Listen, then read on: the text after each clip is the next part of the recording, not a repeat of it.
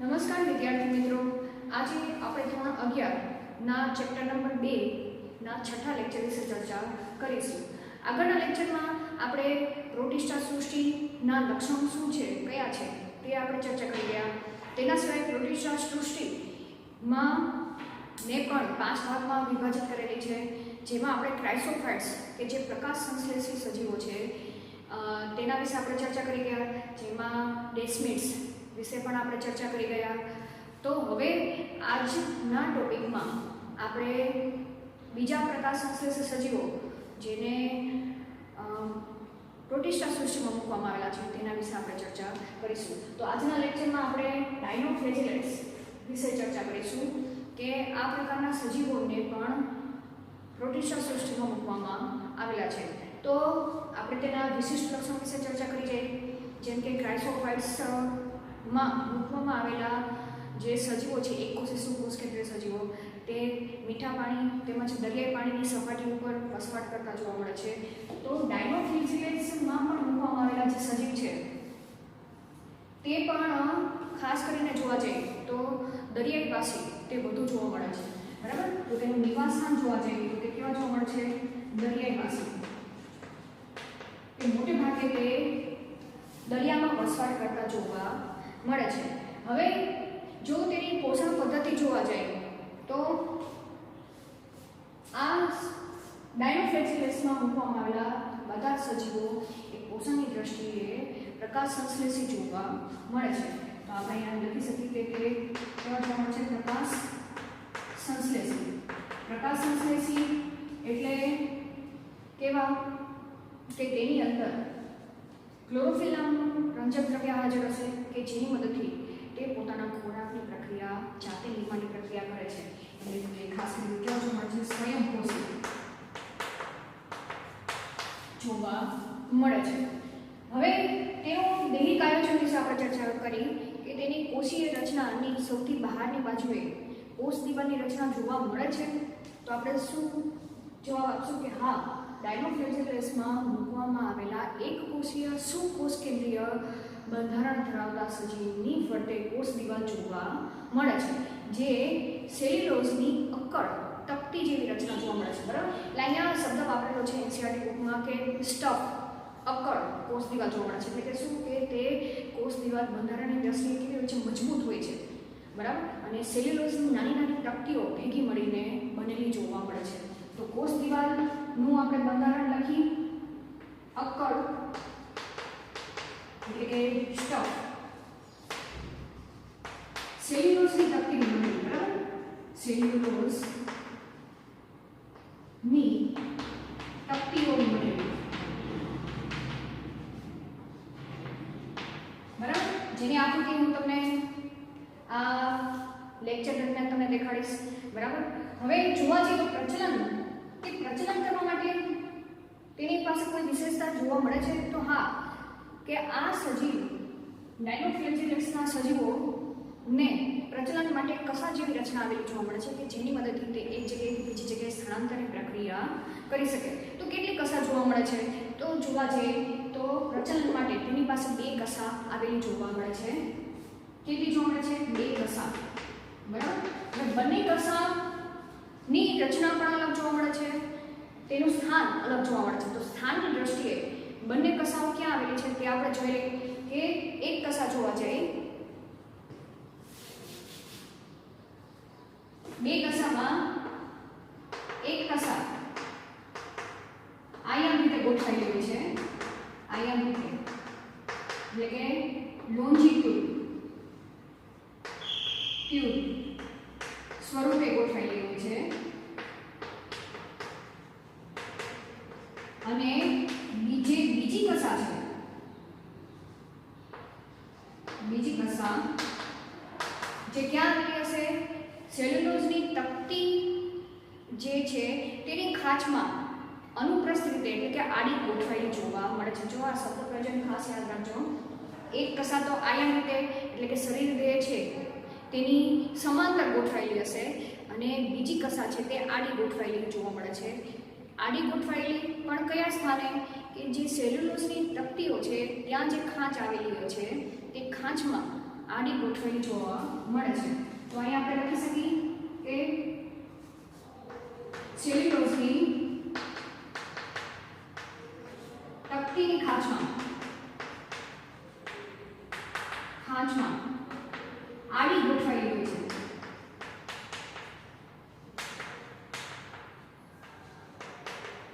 તો આપણે બંને કસા વિશે ચર્ચા કરી ગયા, બંનેના સ્થાન વિશે આપણે ચર્ચા કરી ગયા. હવે વાત કરતા છે કે ડાયનોફ્લેજેલેટ્સ એક જ પ્રકારના હોય છે. તો અહીંયા જોવા જઈએ તો ડાયનોફ્લેજેલેટ્સ પ્રકાશ સંશ્લેષિત તો છે તેની સાથે તેની અંદર જુદા જુદા રંજક દ્રવ્યો પણ આવેલા હોય છે, જેને કારણે તે અલગ અલગ રંગની જોવા મળે છે. જેમ કે અમુક ડાયનોફ્લેજેલેટ્સ પીળા રંગની જોવા મળે છે, અમુક ડાયનોફ્લેજેલેટ્સ વાદળી રંગની જોવા મળે છે, એટલે કે અથવા તો તેને રાતી ડાયનોફ્લેજેલેટ્સ પણ આપણે બોલી શકીએ. અમુક ડાયનોફ્લેજેલેટ્સ એ બદામી રંગની પણ જોવા મળે છે, લીલા રંગની પણ જોવા મળે છે. તો આ બધા રંગ માટે તેના પાસે જુદા જુદા પ્રકારના રંજક દ્રવ્યોની હાજરી ડાયનોફ્લેજેલેટ્સમાં જોવા મળે છે. બરાબર. તો અહીંયા એમાંનું તો આપણે રંજક દ્રવ્યો લખી નાખીએ. રંજક દ્રવ્યો ને આધારે ડાયનોફ્લેજેલેટ્સ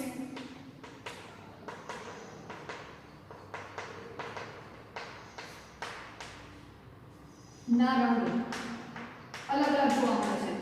બરાબર. કયા કયા રંગની જોવા મળે છે તે આપણે ચર્ચા કરી લઈએ. જેમ કે અમુક ડાયનોફ્લેજેલેટ્સ કેવી પીળી જોવા મળે છે, પીળા રંગની. પછી બદામી રંગની. પછી જોવા જઈએ તો લીલા રંગની. જોવા જઈએ તો વાદળી અથવા તો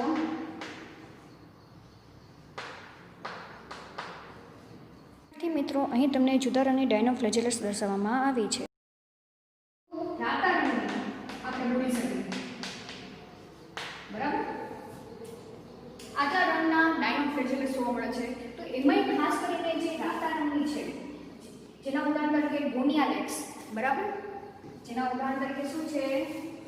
ગોનિયાલેટ્સ.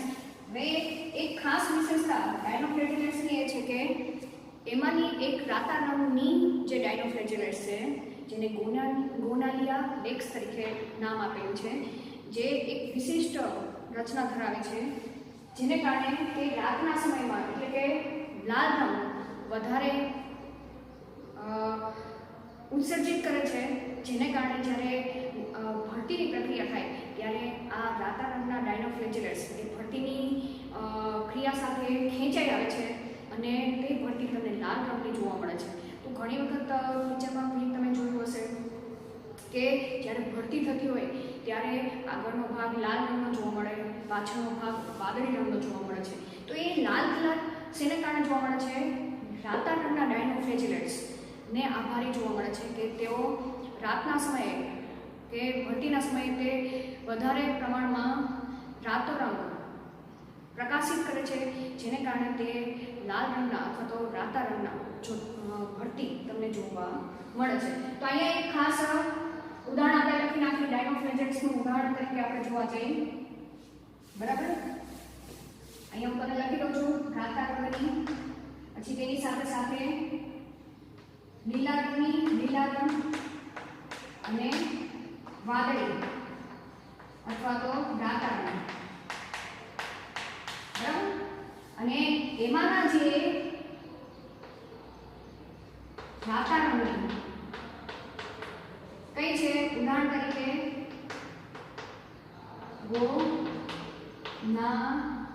ગોનાલિયોલેક્સ નામની જે રાતા રંગની જે ડાયનોફ્લેજેલેટ્સ છે, તે લાલ રંગના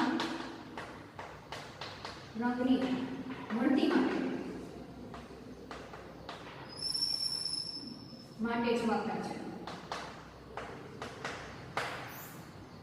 અને તેના સિવાય આપણે જોવા જઈએ તો જ્યારે તે એનામાં એટલી ખાસિયત એવી છે કે તે ખૂબ જ વધુ ઝડપથી કોષ વિભાજનની પ્રક્રિયા કરે છે, એટલે કે તેનામાં વિભાજન થવાની ક્ષમતા ખૂબ જ ઝડપી હોય છે. બરાબર. તો વિભાજનની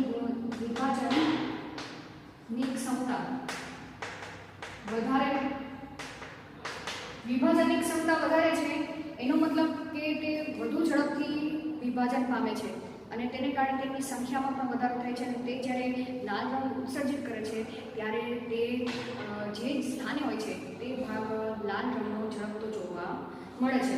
તો તેની સાથે હવે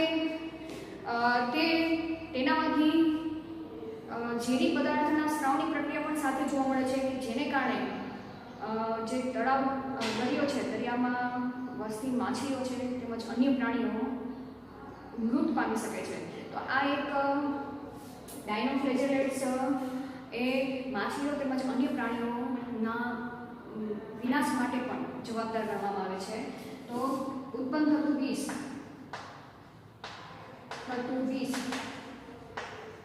માછી તેમજ અન્ય પ્રાણીને નુકસાન કરે છે. બરાબર. તો આપણે આ ડાયનોફ્લેજેલેટ્સ વિશે ચર્ચા કરી કે આકૃતિમાં તમને સ્પષ્ટપણે દેખાશે કે તમને બે કસા જોવા મળે છે.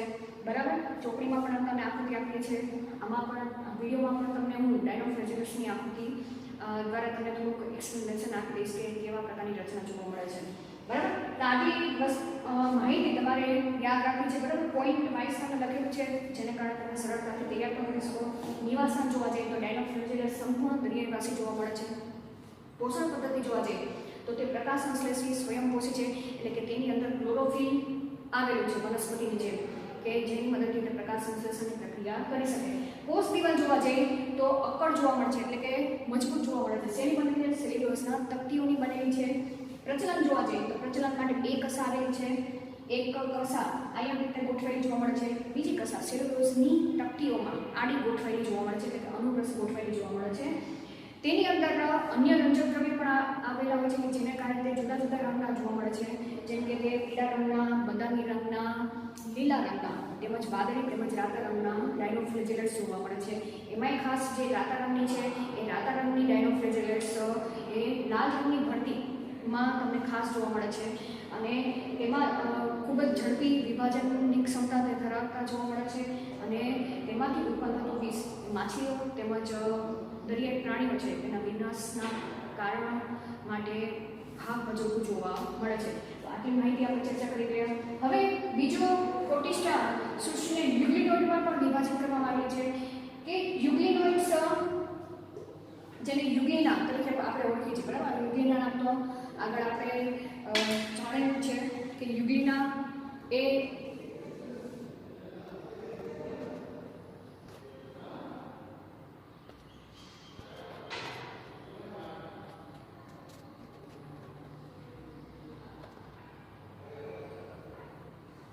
હવે યુગ્લિનોઇડ્સના પણ તબક્કાવાર ચર્ચા કરી, તેને પણ આપણે ક્રમબદ્ધ ચર્ચા કરીશું કે ખાસ કરીને જોવા જઈએ તો તેનું નિવાસસ્થાન. તો નિવાસસ્થાન જોવા જઈએ તો તે મીઠા પાણીમાં વસવાટ કરતી જોવા મળે છે. આ રીતે તમે પ્રોટિસ્ટા સૃષ્ટિના બધા જ પોઈન્ટ એકસાથે આ રીતે ટેબલ કરી નાખો તો તમને વધુ સરળતાથી, વધુ ઝડપથી તમે યાદ રાખી શકશો. બરાબર. હવે તેની પોષણ પદ્ધતિ જોવા જઈએ તો યુગ્લિનોઇડ્સમાં જે યુગ્લિનાને મૂકવામાં આવેલા છે કે યુગ્લિના એક ખાસ પોષણ પદ્ધતિની દ્રષ્ટિએ જોવા જઈએ તો પ્રોટિસ્ટા સૃષ્ટિમાં મૂકવામાં આવેલા બધા સજીવો કરતાં ખાસ વિશેષતા ધરાવે છે કે પોષણની દ્રષ્ટિએ જ્યારે પ્રકાશ સંશ્લેષણ કે પ્રકાશ પ્રાપ્ત થાય ત્યારે તે પ્રકાશ સંશ્લેષણની પ્રક્રિયા કરે છે અને સ્વયંપોષી તરીકે વર્તે છે અને જ્યારે પ્રકાશ ન હોય ત્યારે તે પરપોષી તરીકે વર્તે છે અને નાના સૂક્ષ્મ જીવોના, નાના સજીવોના ભક્ષણની ક્રિયા તેઓ કરતા જોવા મળે છે. તો અહીંયા પોષણ પદ્ધતિ બંને જોવા મળશે, સ્વયંપોષી અને પરપોષી. બરાબર. તો પોષણ પદ્ધતિ આપણે લખવા જઈએ કે ક્યારે જોવા મળશે? પ્રકાશ પ્રાપ્ત થાય ત્યારે, પ્રકાશ હોય ત્યારે સ્વયંપોષી. બરાબર. પ્રકાશ ન હોય ત્યારે અહીંયા લખી નાખી, પ્રકાશ ન હોય ત્યારે કે કેવું પોષણ પદ્ધતિ આપશે? પરપોષી. પછી એટલે કે નાના સજીવોના ભક્ષણની પ્રક્રિયા કરે. નાના સજીવો ને ભક્ષણ કરે. બરાબર? તો આ રીતે ખાસ વિશેષતા યુગ્લિનાની જોવા મળે છે. હવે જો તેની કોષ દિવાલ જોવા જઈએ તો કોષ દિવાલમાં ખાસ કરીને જોવા જઈએ તો યુગ્લિનામાં કોષ દિવાલ હોતી નથી. અહીંયા આપણે લખી નાખી કોષ દિવાલ ઘેરા છે. તો તેની ફરતે શેનું આવરણ આવેલું હશે? બરાબર? તો યુગ્લિનાની ફરતે પ્રોટીનનું આવરણ આવેલું હોય છે જેને છાતી તરીકે ઓળખવામાં આવે છે. બરાબર? તો આપણે લખી શકીએ કે યુગ્લિનાની ફરતે પ્રોટીનનું આવરણ જેને શેના તરીકે ઓળખવામાં આવે છે? છાતી તરીકે ઓળખાય. હવે છાતી તરીકે ઓળખાય એટલે કે કેવું હશે? આવરણ એકદમ સોફ્ટ હશે એટલે કે નરમ હશે. બરાબર? જેને કારણે તે નરમ જોવા મળે. બરાબર? નરમ જોવા મળે એટલે કે તે જ્યારે પ્રચલનની પ્રક્રિયા કરે ત્યારે તેનું શરીર સંકોચનની પ્રક્રિયા પણ કરી શકે, વિકોચનની પ્રક્રિયા પણ કરી શકે અને તેના દ્વારા તે એક જગ્યાએથી બીજી જગ્યાએ સ્થળાંતરની પ્રક્રિયામાં પણ આ સફેદ દિવાલનો મહત્વનો ભાગ ભજવે છે. એને શરીર જેટલું વાળું હોય એટલું તે વાળી શકે છે. બરાબર? કેવી હોય છે? નરમ હોય છે અને વળી શકે. બરાબર? આટલા ઉપર તમને સમજી જશે શું કહેવા માંગે છે. હવે આકૃતિમાં કસા અને હરિતદ્રવ્ય ધરાવતી યુગ્લિના દર્શાવવામાં આવેલ છે. હવે વાત કરીએ કે પ્રચલન માટે, જેમાં અહીંયાથી આપણે પ્રચલનની ચર્ચા કરી તો આમાં પણ પ્રચલન માટે બરાબર 1 પોઈન્ટ 2 પોઈન્ટ કોષ દિવાલ પ્રચલન. તો પ્રચલન માટે પણ અહીંયા શું આવેલું છે? કસા. કેટલી કસા આવેલી છે? 2 કસા. બરાબર?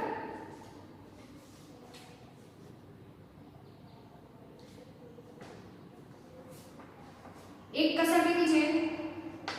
એક કસા મોટી અને એક કસા નાની જોવા. બરાબર? તો આ ખાસ એક વિશેષતા છે. ચોપડીમાં તમને એનસીઈઆરટી બુકમાં આટલી જ માહિતી આપી છે. તેના સિવાયની જો વધારાની ચર્ચા કરવા જાય તો યુગ્લિના એ અહીંયા ઉદાહરણ લખી નાખું યુગ્લિના. બરાબર?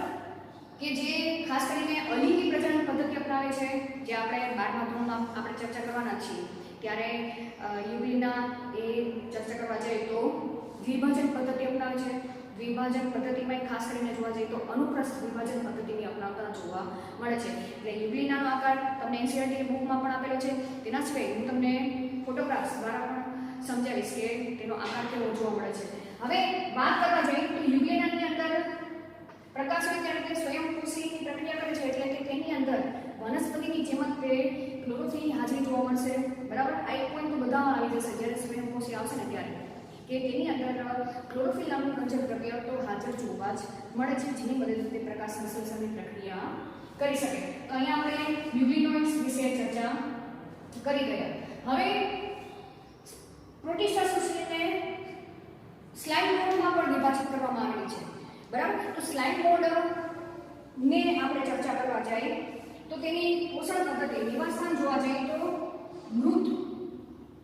આપણે કઈ રીતે લખશું? મૃત વનસ્પતિના જે કણો છે અથવા તો તેની શાખાઓમાં અમુક હદ સુધી શું કરવાના છે? અમુક ફૂટ સુધી વિસ્તરેલી જોવા મળે છે. બરાબર? જોવા મળે. અને ખાસ આ વિશેષતા છે. હવે પોષણ પદ્ધતિ જો આપણે લખવા જઈએ પોષણ પદ્ધતિ તો પોષણ પદ્ધતિની દ્રષ્ટિએ સ્લાઇડ મોડ એ કઈ વિશેષતા ધરાવે છે? મૃતોપજીવી છે. એટલે કે મુક્તજીવી મૃતોપજીવી પોષણ પદ્ધતિ.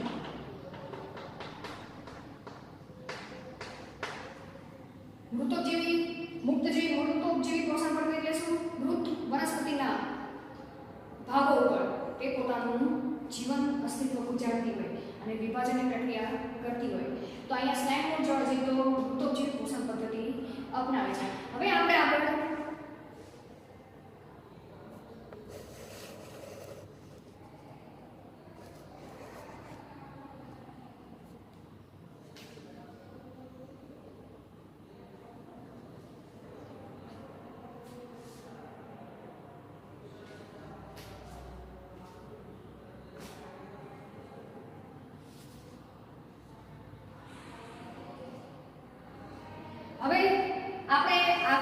સ્લાઇમ મોડ વિશે ચર્ચા કરવા જઈએ તો મૃત વનસ્પતિના પાળો કે શાખાઓમાં અમુક ફૂટ સુધી તેઓ વસવાટ કરતી જોવા મળે છે અને જથ્થા સ્વરૂપમાં તેઓ જોવા મળે છે. બરાબર, એટલે તમને ખબર જ છે સજીવ છે પોષણ મળશે તો તે કોષ વિભાજનની પ્રક્રિયા કરશે. કોષ વિભાજનની પ્રક્રિયા કરશે એટલે પોતાની સંખ્યામાં વધારો કરશે અને જથ્થા સ્વરૂપે તેઓ વિકાસ પામતી જોવા મળે છે. હવે કઈ રીતે એ તમને હું આકૃતિમાં પિક્ચરમાં દેખાડું છું. બરાબર, હવે તો અહીંયા લખી શકીએ કે જથ્થા સ્વરૂપે વિકાસ પામે. બરાબર, હવે જથ્થા સ્વરૂપે કેમ વિકાસ પામશે? તેને અનુકૂળ પરિસ્થિતિ હશે તો જ તે એ તો દરેક સજીવની લાક્ષણિકતા છે કે જ્યારે તે પોતાના વૃદ્ધિ વિકાસની પ્રક્રિયા ક્યારે કરશે, તેને અનુકૂળ વાતાવરણ પ્રાપ્ત થશે ત્યારે તે કોષ વિભાજન કરીને પોતાની સંખ્યામાં વધારો કરે છે. તો સેમ અહીંયા પણ એ જ પરિસ્થિતિ જોવા મળશે કે સ્લાઇમ મોલ્ડને અનુકૂળ પરિસ્થિતિ મળશે ત્યારે તે કોષ વિભાજનની પ્રક્રિયા કરશે અને જથ્થામાં તેઓ જોવા મળે છે. તો હું અહીંયા બે પરિસ્થિતિ વિશે ચર્ચા કરું છું. બરાબર, ત્યારે વિશેષતા વિશે આપણે ચર્ચા કરીએ અહીંયાથી. બરાબર, વિશેષતા કોની વિશેષતા? સ્લાઇમ મોલ્ડની વિશેષતા કે જ્યારે અનુકૂળ પરિસ્થિતિ હોય ત્યારે. તો અહીંયા સ્પષ્ટ તમને મેન્શન કરું છું અનુકૂળ પરિસ્થિતિમાં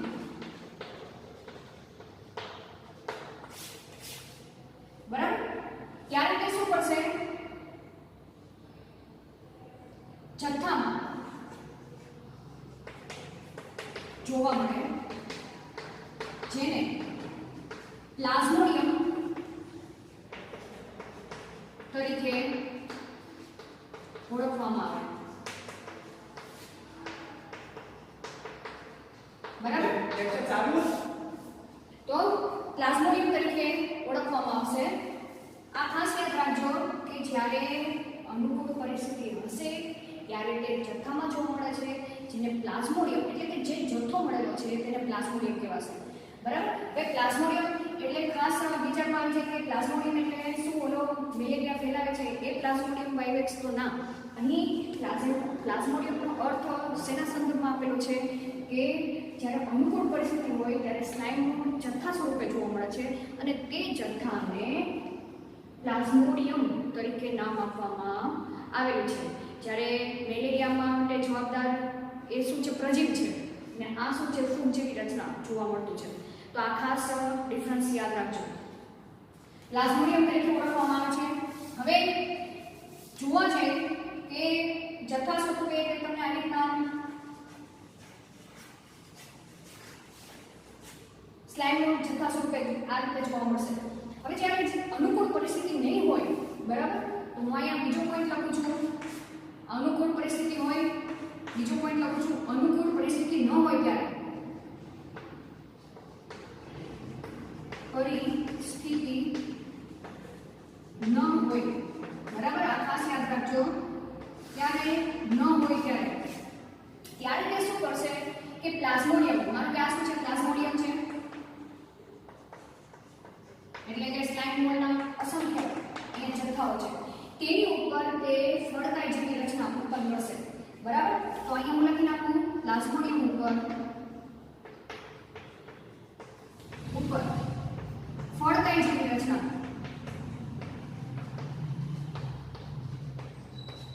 ઉત્પન્ન થાય.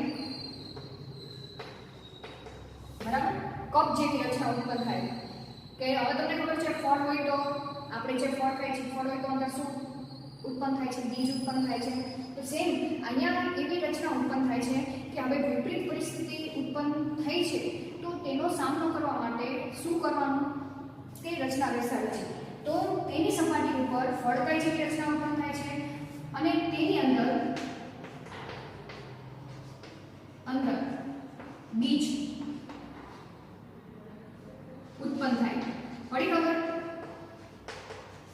તેની અંદર બીજ ઉત્પન્ન થશે. બીજ કેવા હશે? એકકીય હશે. ફળકાઈ કેવું હશે?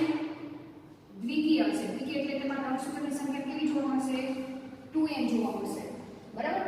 પછી એ બીજ ફળકાઈમાંથી છૂટા પડશે, પછી વહનની પ્રક્રિયા કરશે, તેમાં જન્યુના નિર્માણની પ્રક્રિયા થશે, જન્યુ એકબીજા સાથે જોડાશે, ફલિતાંડ બનશે અને તેમાંથી બીજા પ્લાઝ્મોડિયમના વિકાસની પ્રક્રિયા જોવા મળે છે. તો આ એક ખાસ વિશેષતા સ્લાઇમ મોલ્ડમાં જોવા મળે છે. બરાબર? ફળકાઈ જેવી રચના જોવા મળે છે ઉત્પન્ન થઈ. આ ખાસ તમે યાદ રાખજો. હવે વાત કરવા જઈએ તો જે આ બીજાણુ ઉપર બીજાણુ હવે આ જે બીજાણુ ઉત્પન્ન થયો છે તેની શું લાક્ષણિકતા હશે? બરાબર? તો બીજાણુની ફરતે કોષ દિવાલ હાજર હોય. બરાબર? ખાસ એની ફરતે કોષ દિવાલ જોવા મળશે અને કોષ દિવાલની હાજરીને કારણે બીજાણુ એ સખત પરિસ્થિતિ હશે કે અનુકૂળ પરિસ્થિતિ નહીં હોય ત્યારે પણ તે પોતાનું અસ્તિત્વ ટકાવી શકે છે અને જ્યારે અનુકૂળ પરિસ્થિતિ ફરીથી પ્રાપ્ત થશે ત્યારે બીજાણુમાં જન્યુઓ બનશે અને જન્યુઓના જોડાણથી ફરીથી પ્લાઝ્મોડિયમના વૃદ્ધિ વિકાસની પ્રક્રિયા થતી જોવા મળે છે. તો આ એક સ્લાઇમ મોલ્ડની ખાસ વિશેષતા છે. હવે પ્રજીવ કે પ્રોટિસ્ટા સૃષ્ટિને પ્રજીવમાં પણ વર્ગીકૃત કરેલી છે કે પ્રજીવ એટલે શું? પ્રોટોઝોઅન્સ કે જે પ્રાણીઓના આદિ સંબંધી તરીકે ઓળખવામાં આવે છે. એટલે કે કહેવામાં આવે છે કે પ્રાણીઓના ઊંટ વિકાસની પ્રક્રિયા આ પ્રોટોઝોઅન્સમાંથી થઈ હશે તેમ માનવામાં આવે છે. તો હવે પ્રોટોઝોઅન્સના જો પોષણ પદ્ધતિ જોવા જઈએ તો પ્રજીવો એ વિષમપોષી પણ જોવા મળે છે, પરોપજીવી પણ જોવા મળે છે. તેને આધારે અને તેમજ પ્રોટોઝોઅન્સ એટલે કે પ્રજીવોની રચનામાં પણ ફેરફાર જોવા મળે છે, તેના નિવાસ સ્થાનોમાં પણ જુદાપણું જોવા મળે છે. તો તેને આધારે પ્રજીવને 4 વર્ગમાં વિભાજિત કરવામાં આવેલી છે. પ્રજીવને અમીબીય પ્રોટોઝોઅન્સ, કસાધારી પ્રોટોઝોઅન્સ, પક્ષમધારી પ્રોટોઝોઅન્સ અને બીજાણુધારી પ્રોટોઝોઅન્સમાં વિભાજિત કરવામાં આવેલી છે. યાદ રાખજો, પ્રજીવને 4 ભાગમાં વિભાજિત કરવામાં આવી છે. અમીબીય પ્રોટોઝોઅન્સ, કસાધારી પ્રોટોઝોઅન્સ, પક્ષમધારી પ્રોટોઝોઅન્સ અને બીજાણુધારી પ્રોટોઝોઅન્સમાં વિભાજિત કરવામાં આવી છે. હવે બધા વિશે આપણે થોડી ચર્ચા કરી લઈએ. તેને તમે ટેબલ તરીકે જ યાદ રાખજો એટલે તમે વધુ સરળતાથી યાદ રાખી શકો. ચલો હવે ખાસ જોવા જઈએ તો અમીબીય પ્રોટોઝોઅન્સ છે તેનું નિવાસસ્થાન જોવા જઈએ તો તે ક્યાં જોવા મળશે? મીઠા અથવા તો ખારા પાણી કે ભીની જમીનની અંદર તેનું વસવાટ જોવા મળે છે. પોષણ પદ્ધતિ જોવા જઈએ તો તેઓ પરોપજીવી તરીકે પોષણ અપનાવતા જોવા મળે છે. તેના સિવાય જોવા જઈએ તો પ્રચલનની પ્રક્રિયા માટે, બરાબર, પ્રચલન માટે એનામાં ખાસ વિશેષતા આવેલી છે. ખોટા પગ ઉત્પન્ન કરે છે. ખોટા પગ દ્વારા તે પ્રચલનની પ્રક્રિયા પણ કરે છે અને તે પોતાનું પોષણ મેળવવા માટે પણ ખોટા પગનો ઉપયોગ કરે છે. અમીબા વિશે તમને ખ્યાલ જ છે કે જ્યારે ખોરાક દેખાય ત્યારે તે ખોટા પગ ઉત્પન્ન કરીને તેને પોતાની અંદર આવરી લે છે અને પછી ફરીથી તે પોતાની મૂળભૂત સ્થિતિ છે તે પ્રાપ્ત કરે છે. તો ખોટા પગ દ્વારા તેઓ પ્રચલન તેમજ ભક્ષણની ક્રિયા કરતા જોવા મળે છે. હવે ખાસ કરીને જોવા જઈએ તો તે ખારા પાણીમાં વસવાટ કરતા જે એન્ટ અમીબા છે કે અમીબીય પ્રોટોઝોઅન્સ તરીકે ઉદાહરણ તરીકે જોવા જઈએ તો તેને એન્ટ અમીબા નામ આપવામાં આવ્યું છે. તો ખારા પાણીમાં વસવાટ કરતા એન્ટ અમીબાની કોષ દિવાલ ઉપર આ બધા એમસીક્યુ માટે ખાસ યાદ રાખજો. શેનું આવરણ આવેલું છે? સિલિકાનું આવરણ આવેલું છે. સિલિકાનું આવરણ આવેલું છે એટલે કે તેની સપાટી પર નાના છિદ્ર જેવી રચના આવેલી છે જેની મદદથી ખારા પાણીમાં કે પાણીની સાંદ્રતા અમીબાની અંદર સાંદ્રતા ક્ષારનું પ્રમાણ વધુ હશે ત્યારે તે છિદ્ર મારફતે તે પાણી બહાર કાઢવાની પ્રક્રિયા કરતું જોવા મળે છે. તો સિલિકાનું આવરણ આવેલું જોવા મળે છે અને ઉદાહરણ તરીકે એન્ટ અમીબા. બરાબર. હવે આકૃતિમાં તમને પેરામેસિયમ અને અમીબા પ્રજીવ દર્શાવવામાં આવેલ છે. હવે કસાધારી પ્રોટોઝોઅન્સ એટલે કે તમને નામ પરથી યાદ આવે છે કે જેની અંદર શું આવેલું છે? પ્રસારની હાજરી જોવા મળે છે, જે પ્રજનન માટે ઉપયોગી જોવા મળે છે.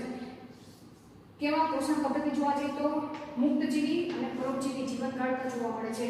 પ્રસાર ધરાવે છે, ઉદાહરણ તરીકે ટ્રાઇપેનોમોનાસ, આ કસાધારી પ્રોટોઝોઆ છે. કયું નામ છે? ટ્રાઇપેનોસોમા.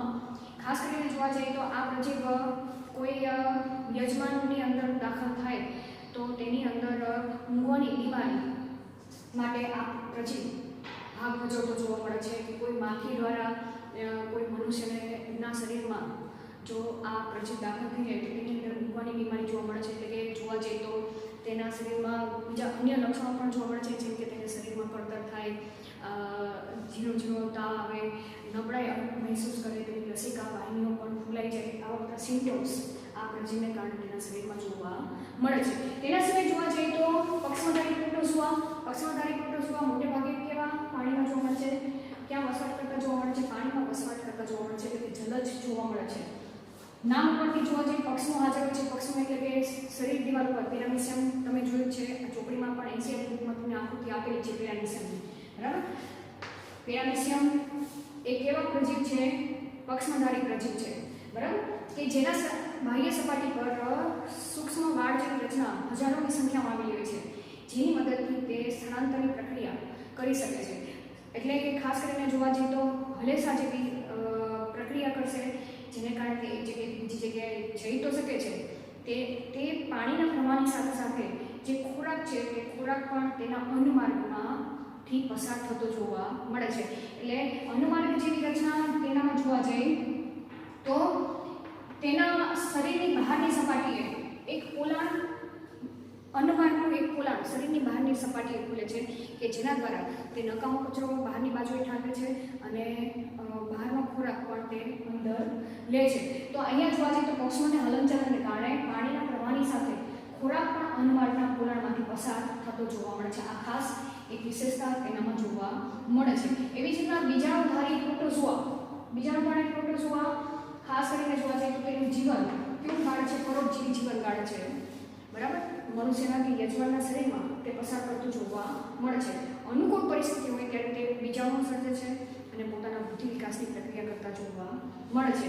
ખાસ કરીને જોવા જઈએ તો આ પ્રકારના પ્રજીવ એ કોઈ એક જ સજીવમાં પોતાનું જીવનચક્ર પૂર્ણ કરતા નથી, પણ એક કરતાં વધારે સજીવોના શરીરની અંદર પોતાનું જીવનચક્ર પૂર્ણ કરતા જોવા મળે છે. જેમ કે પ્લાઝ્મોડિયમ, જો અહીંયા પણ પ્લાઝ્મોડિયમ નામ આપેલું છે કે પ્લાઝ્મોડિયમ પ્રજીવ છે, બરાબર? આ શું છે? પ્રજીવ છે. કેવો પ્રજીવ? બીજાણુધારી પ્રજીવ. કે આ પ્લાઝ્મોડિયમ પ્રજીવ જ્યારે મનુષ્યના શરીરમાં માદા એનોફિલિસ મચ્છર દ્વારા દાખલ થાય ત્યારે તે મેલેરિયા રોગ માટે જવાબદાર ગણવામાં આવે છે. તો અહીંયા તમે પ્લાઝ્મોડિયમ જો તો પ્લાઝ્મોડિયમ મનુષ્યમાં જીવનચક્ર પૂર્ણ કરતો નથી, અડધું જીવન મચ્છરમાં પૂરું કરે છે, અડધું જીવન મનુષ્યમાં તે પૂર્ણ કરતો જોવા મળે છે. તો આ રીતે આપણે પ્રજીવોના 4 પ્રકાર વિશે ચર્ચા કરી ગયા. વધુ આની ચર્ચા ધોરણ 12માં આવવાની છે, કે પ્લાઝ્મોડિયમ છે, પિરામિસિયમ છે, એ બધાની ચર્ચા ધોરણ 12માં આપણે ડિટેલમાં કરીશું, બરાબર? તો આટલું લખી લેજો.